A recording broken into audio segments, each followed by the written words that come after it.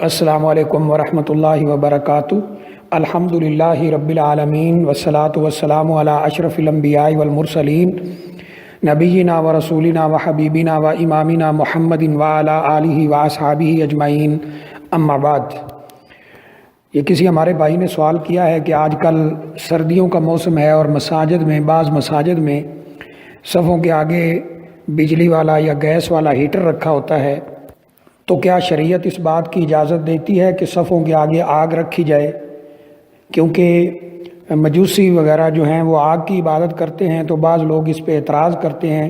کہ مسجد کے اندر ہیٹر رکھنا گیس والا یا بجلی والا یہ صحیح نہیں ہے۔ اس سلسلے میں سب سے پہلی بات تو یہ ہے کہ نبی اکرم صلی اللہ علیہ وآلہ وسلم نے فرمایا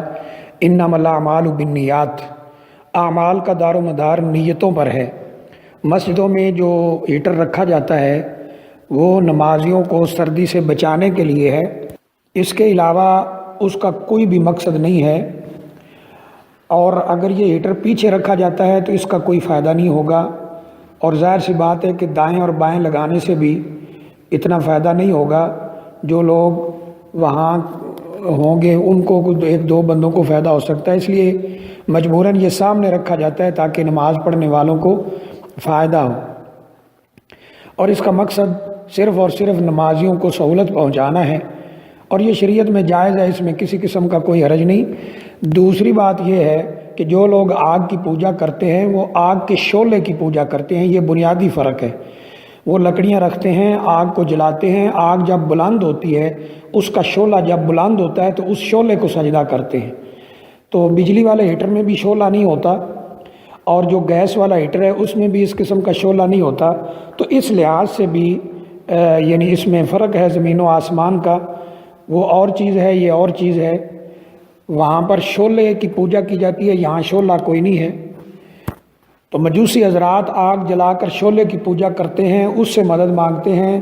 اس کی عبادت کرتے ہیں، جبکہ ہیٹر جو مساجد وغیرہ میں رکھے ہیں اس میں ایسا کچھ بھی نہیں ہے، تو انشاءاللہ اس میں کوئی حرج والی بات نہیں ہے۔ تیسری بات یہ ہے کہ اگرچہ بعض علماء نے اس پہ اعتراض ضرور کیا ہے کہ یہ ان سے کچھ مشابہت ہو رہی ہے، اس کو سائیڈ پہ لگایا جائے، پیچھے لگایا جائے، تو علماء کی یہ بات اس لحاظ سے صحیح نہیں ہے، کیونکہ بہت سارے علماء، محققین علماء، وہ اس بات پہ جب انہوں نے تحقیق کی ہے تو وہ اسی نتیجے پر پہنچے ہیں کہ مجوسیوں کی آگ اور اس آگ میں ہیٹر میں بہت بڑا فرق ہے، زمین و آسمان کا فرق ہے،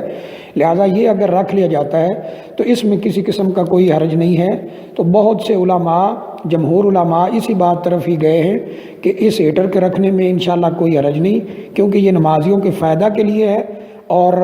اس کی یعنی کوئی نیت نعوذ باللہ کوئی اس طرح کی نہیں ہوتی عبادت والی اس کے رکھنے سے، تو اس میں انشاءاللہ کوئی حرج نہیں ہے۔